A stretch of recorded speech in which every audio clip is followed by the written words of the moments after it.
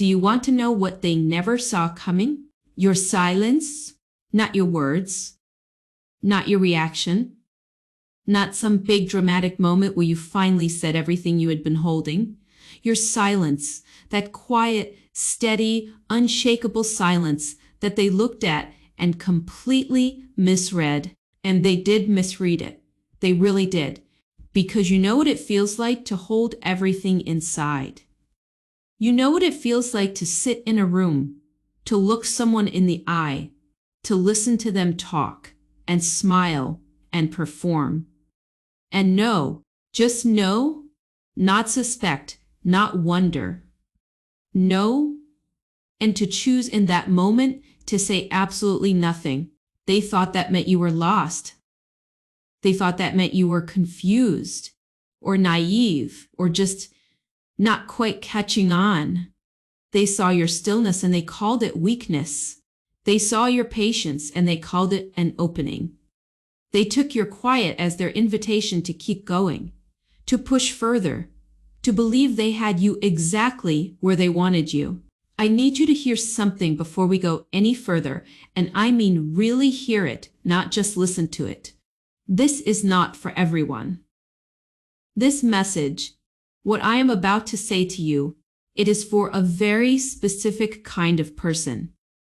The kind who learned, maybe early, maybe through something that cost them more than it should have, that the most powerful thing you can do when people are waiting for you to break is simply not break. And they waited, didn't they?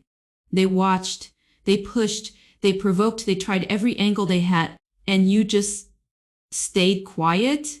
And that quiet, that beautiful, dangerous, deeply intelligent quiet, that is the thing they will never fully recover from. Most people have it backwards. They think speaking up is strength. They think that if you defend yourself out loud, if you push back, if you match someone's energy and let them know you see what they are doing, that is power.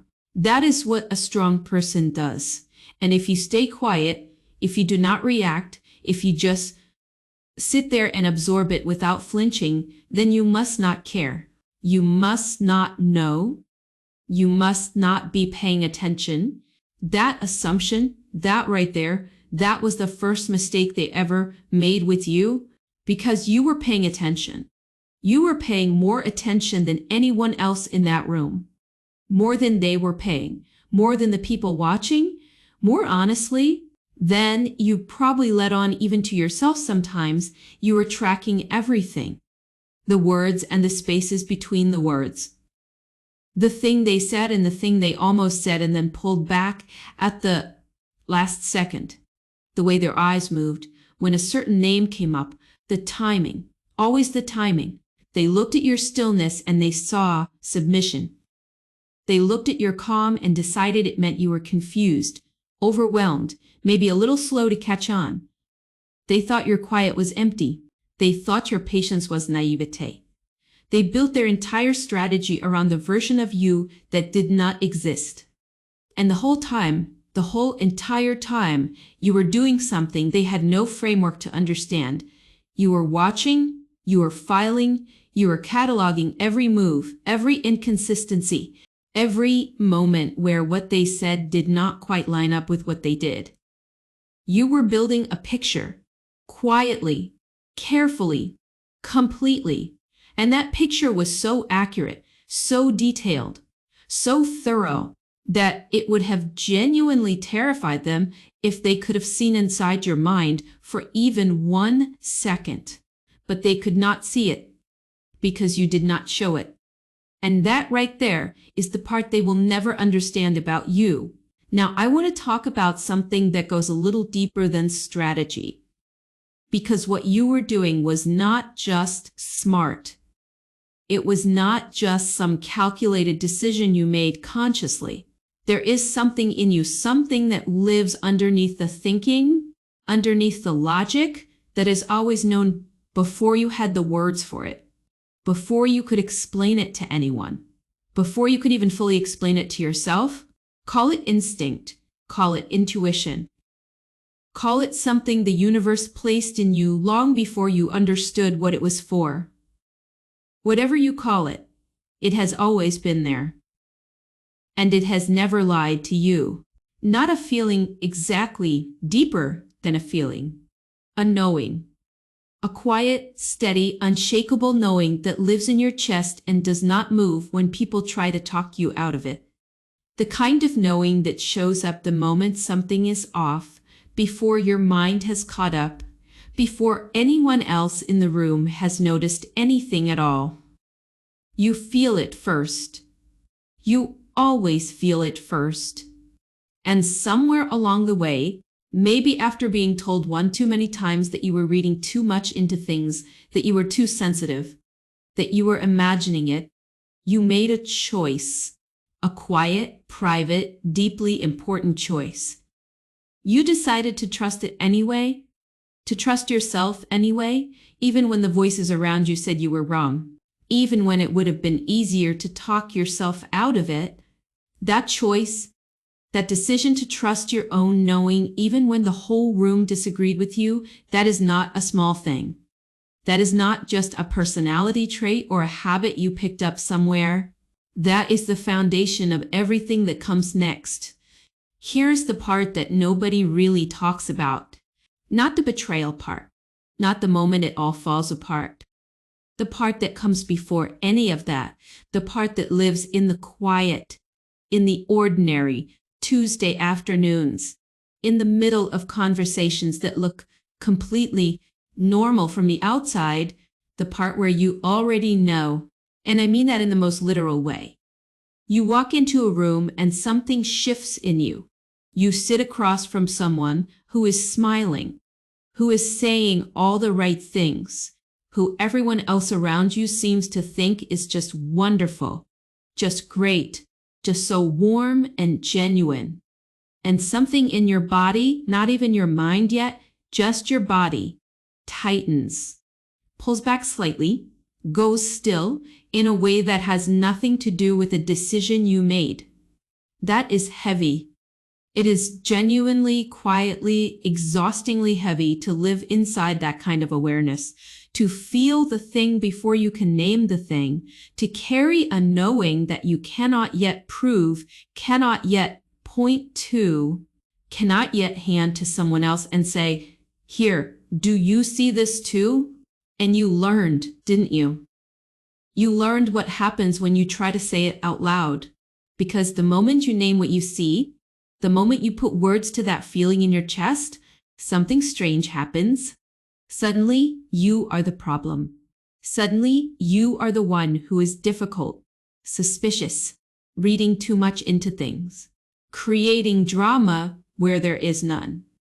And the actual person doing the actual thing, they get to stand right there looking confused, looking wounded, looking like the victim of your so-called paranoia. And everyone else buys it. Every single time. It feels like everyone else just buys it.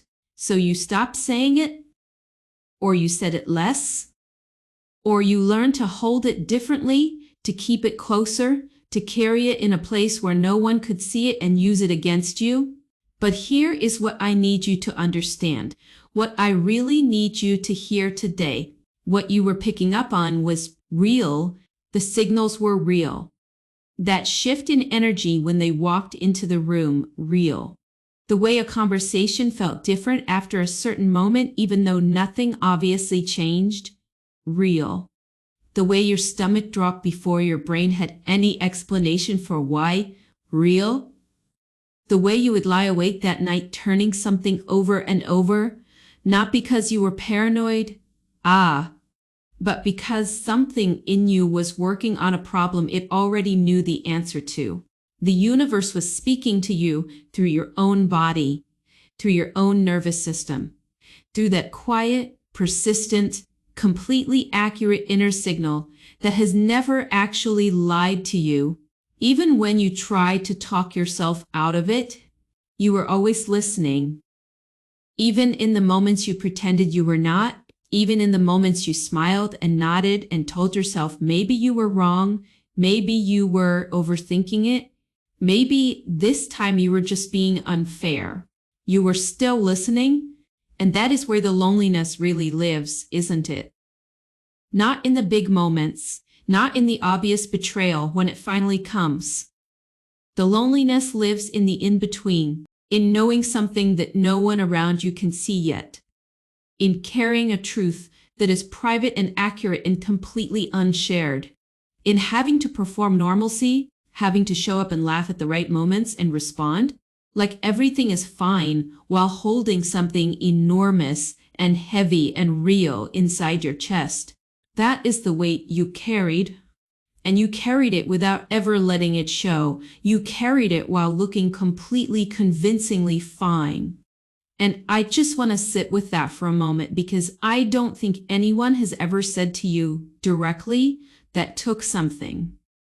That took a level of strength that most people will never be asked to develop. And you did it quietly, you did it alone, and you are still here.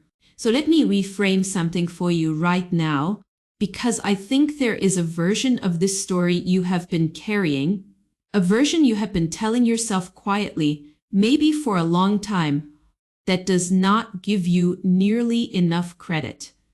And I want to change that. I want to change it right now. You might have called it waiting. You might have called it keeping the peace.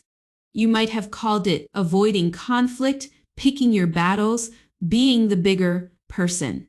You might have even, in your lowest moments, called it fear, called it weakness, called it you just not being brave enough to say what you actually knew. But that is not what it was. That is not even close to what it was. What you were actually doing, what was happening underneath that calm, unbothered, patient exterior, was something far more sophisticated than anything they were capable of running. Far more intelligent than the little games they thought they were playing. They were working with a basic playbook. You were operating on a completely different level, and they had absolutely no idea. While they were pushing, you were learning their patterns. While they were testing your limits, you were mapping their methods. While they were sitting back, congratulating themselves on how well they had you figured out, you were already 3, 4, 5 steps ahead, running the full scenario and seeing the ending before they even knew the middle had started. And you did all of this behind the most convincing face, calm, open, unhurried, maybe even a little confused looking, if that's what the moment called for. And that face, that expression they read as you not quite understanding what was happening, that was not weakness. That was not you being slow or lost or behind. That face was the performance. That was the Oscar-worthy part. Not some dramatic confrontation, not a big speech. Just that face. Just that stillness. Just you fully present, fully aware, fully in control, while looking like you were barely paying attention. Now I want to talk about something that I think you might have gotten backwards. The very things they used against you. Your gentleness, your patience, your deep, genuine reluctance to cause a scene or make things ugly or hurt someone, even when they were actively hurting you. They looked at those things and they saw vulnerabilities. They saw entry points. They saw the places where they could get in, but those were never your weaknesses. Those were your instruments. The quiet was not you shrinking. The quiet was a strategy. The stillness was not you giving up. The stillness was a trap. And not because you are calculating or cold or manipulative by nature. That is not what I am saying at all. But because something in you, something that runs deeper than logic, something ancient and intelligent and connected to a frequency they simply do not have access to, knew. It knew that the wisest move was not to react, not to confront, not to prove anything. The wisest move was to wait, to let them build, to let them get comfortable, to let them commit so fully, so confidently, so completely to their own performance that they forgot something very important. They forgot to watch yours. And that is the moment everything shifted. Not with a confrontation, not with a speech, not with you finally losing your patience and saying everything you had been holding. It shifted in the silence. It shifted in the stillness. It shifted in that quiet, steady, unshakable place inside you that they never once understood and never once saw coming. Now here is the part I want you to be ready for, because some of you are watching this at the very beginning of something. You are still in it, still showing up every day, still holding that quiet, still carrying that weight. And some of you are right in the middle, that strange in-between place where you can feel things shifting, but you cannot quite see where it lands yet. And some of you have already seen how this ends. You have already watched the moment their plan fell apart. You have already seen that look on their face, that specific, unmistakable look of someone who believed with everything in them that they were running the game, and then realized, maybe slowly, maybe all at once, that the game was never theirs to run. I know that moment, and if you have lived it, you know it too. But here's what I want you to be prepared for, because this is the part people do not warn you about. They do not always just disappear after that. They do not always walk away quietly and leave you alone. Sometimes they come back. Sometimes they return with a softer face, a gentler approach, a whole new version of themselves designed specifically to confuse you. Sometimes they do not come back directly. Sometimes they send people, a mutual friend, a message through someone who seems innocent. A version of the story that has been carefully, quietly rewritten, where somehow they are the wounded one, the misunderstood one, the one you wronged. And if you are not grounded, if you are not anchored in what you actually know, in what you saw, in what was real, that rewriting can reach you. It can plant a seed of doubt in a place that does not deserve doubt. So this is where your quiet becomes something different, not a strategy anymore, something deeper than that, a sanctuary, a place inside yourself that no one else has access to, where the truth lives exactly as it happened, untouched, unchanged, regardless of whatever version they are currently telling the world. You do not owe anyone an explanation of what happened. You do not need to defend your perception to people who were not there and would not have been able to see it even if they had been. Your awareness, your knowing, the truth you carried alone for so long, that belongs to you. Protect it, not with walls, not with anger, not with bitterness that ends up costing you more than it costs them. Protect it with the same calm, grounded, completely unbothered energy that got you through it the first time. The universe did not place that level of perception inside you so you could spend it arguing with people who have already shown you they cannot see clearly. And I want to say something to you directly right now. Something I need you to actually receive, not just hear. You were not randomly targeted. That situation, those people, that entire season of your life, it was not bad luck. It was not just wrong place, wrong time. There is something about your energy, something that operates on a frequency most people cannot even register, that drew that experience toward you. Not as punishment, as confirmation, as a test that something higher already knew before you even knew that you were going to pass, because the kind of awareness you carry, the kind of quiet strength that allows you to stay completely still when the entire world is trying to provoke a reaction out of you that is not ordinary, that does not just develop on its own, that was built in you, through every hard thing you survived and every moment you chose stillness over chaos.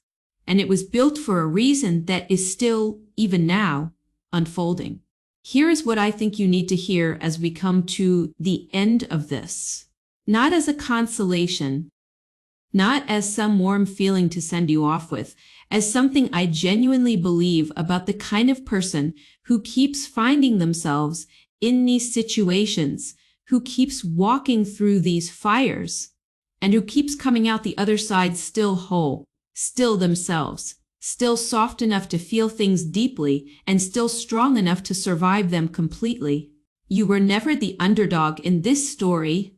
I need you to really let that land, because I think somewhere along the way in all of this, you started to believe a version of events where you were the one barely making it through, where you were the one who almost didn't survive. And I understand why that story took root. It makes sense that it did, but it is not the true one. You were always the one with the clearer vision. You were always the one operating from a deeper place, a steadier place, a place that they simply did not have access to. And the reason these situations keep showing up in your life, the reason these people, these tests, these moments that require everything you have, the reason they keep coming is not because something is wrong with you. It is because something in you is still being refined. Something is being proven, not to them, never to them, to you. And I want you to release something today, whatever guilt you have been quietly carrying. Whatever version of this story lives in the back of your mind where you were the one who should have done something differently, spoken sooner, trusted less, been less open, been less you. I want you to put that down right now. Just put it down. You did nothing wrong. You navigated something genuinely hard with a level of grace and intelligence that most people will never fully understand. And the outcome, whatever it looked like, whatever it cost you, it was not your failure. It was your proof. Proof that your instincts are real. Proof that your quiet was never weakness. Proof that you are not someone who can simply be handled, managed, or taken down by people who never understood what they were actually dealing with. They thought your silence was empty space. They thought it was a vacancy they could walk right into and fill with their own agenda, their own narrative, their own version of who you were and what you were worth. What they did not know, what they could never have known, is that your silence was already full of awareness, full of knowing, full of a wisdom that does not announce itself, does not need an audience, does not require anyone's validation to be completely and powerfully real. That silence was not nothing. That silence was everything. So if no one has stopped to say this to you lately, if you have been carrying all of this and moving through it without anyone pausing long enough to really see you, let me be the one to say it. I see you, not the version you show the world. Not the face you put on when you walk into a room full of people who have no idea what you have been through. You, the real one. The one who carries more than anyone around you knows. The one who stayed when leaving would have been so much easier. The one who chose quiet, not because you had nothing to say, but because you already understood something most people spend their whole lives trying to learn. You knew who you were, and nothing they did, nothing they tried, nothing they built against you could take that from you. Because it was never something they gave you in the first place. I am proud of you. I love you. Be safe,